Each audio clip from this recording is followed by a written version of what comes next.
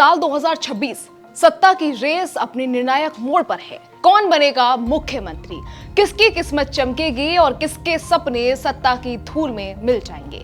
देश के 5 राज्यों में चुनावी महासंग्राम, बंगाल से तमिलनाडु तक सियासत उफान पर, असम से केरल तक हर सीट पर जबरदस्त टक्कर। विकास बनाम विरासत, वादे बनाम परफॉर्मेंस और सत्ता की कुर्सी के लिए आखिरी दांव। चुनावी बिसात बिछ चुकी है, मोहरे चल पड़े हैं और हर चाल बदल सकती है सत्ता का भविष्य। तो सवाल बड़ा है, 2026 में सत्ता किसके नाम और किसके हाथ से फिसल जाएगी सरकार। नमस्कार, मैं खुशी चौधरी और चलिए बात करते हैं विस्तार से।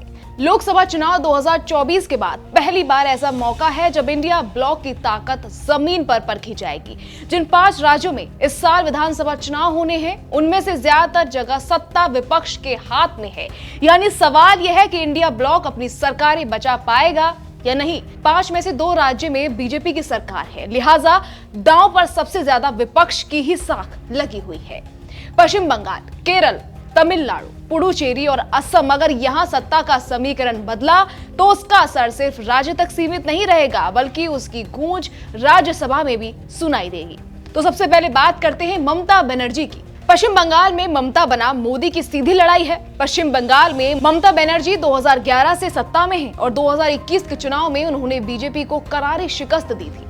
294 सीटों वाली विधानसभा में टीएमसी के पास 215 के आंकड़े के साथ 2/3 का मजबूत बहुमत है, लेकिन बीजेपी इस बार ममता को चुनावी पटखनी देने के मूड में है। बीजेपी ने ममता पर घुसपैठियों के समर्थन का आरोप लगाया है। मुस्लिम तुष्टीकरण को ममता की नीति बताई जाती है। केंद्र की योजनाओं को लागू न करने का आरोप लगाती है। बीजेपी को उम्मीद है कि इस बार बंगाल का वोटर ममता के खिलाफ वोट करेगा और टीएमसी सत्ता से बाहर होगी। लेकिन अगर ममता का दांव चल गया तो वो सबसे लंबे समय तक लगातार सीएम रहने वाले नेताओं की टॉप लिस्ट में शामिल हो जाएंगे। अगर टीएमसी कमजोर पड़ी तो इंडिया ब्लॉक को बड़ा झटका लगेगा और राज्यसभा में भी बीजेपी की राह और आसान हो सकती है।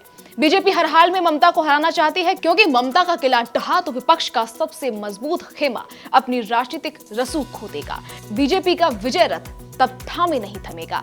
दूसरा अहम राज्य है असम। पिछले 1 दशक से राज्य की सत्ता बीजेपी के हाथ में रही है। पहले सर्बानंद सोनोवाल और 2021 में हिमंता बिस्वा शर्मा मुख्यमंत्री हैं। विधानसभा में बीजेपी और उसके सहयोगियों के पास मजबूत बहुमत है। पिछला विधानसभा चुनाव पार्टी ने अपेक्षाकृत आसान तरीके से जीता था, जबकि कांग्रेस और बदरुद्दीन अजमल की पार्टी AIUDF का गठबंधन कोई खास प्रभाव नहीं छोड़ सका। अब मुख्यमंत्री हिमंता बिस्वा शर्मा उत्तर प्रदेश के मुख्यमंत्री योगी आदित्यनाथ की राह पर चलते हुए बुलडोजर मॉडल को अपनाते नजर आ रहे हैं। एक तरफ बीजेपी लगातार नागरिकता, जनसंख्या संतुलन और घुसपैठ जैसे मुद्दों को सियासी हथियार बनाती रही है, तो दूसरी ओर विपक्ष बेरोजगारी, महंगाई और हर साल आने वाली बाढ़ को लेकर सरकार को घेरने की कोशिश कर रहा है। इंडिया ब्लॉक के लिए असम इसलिए बेहद अहम माना जाता है क्योंकि इस राज्य में वापसी किए बिना पूर्वोत्तर भारत में राजनीतिक संतुलन बनाना आसान नहीं होगा। कांग्रेस इसे एक मौके के तौर पर देख रही है। हालांकि हिमंता के सामने मजबूत चेहरा उतारना कांग्रेस के लिए बड़ी चुनौती होगी। अब नजर तमिलनाडु पर, जहां एमके स्टालिन के नेतृत्व की कड़ी परीक्षा होने जा रही है। 2021 में सत्ता संभालने के बाद से स्टालिन डीएमके सरकार की कमान थामे हुए हैं। 234 सीटों वाली विधानसभा में डीएमके गठबंधन ने प्रचंड बहुमत के साथ वापसी की थी और AIADMK को सत्ता से बाहर कर दिया था। स्टालिन सरकार की सबसे बड़ी ताकत रही है सामाजिक न्याय की राजनीति, हिंदी थोपे जाने की विरोध का स्पष्ट संदेश और केंद्र के मुकाबले राज्यों के अधिकारों की मुखर लड़ाई राज्य में मुद्दा बना हुआ है।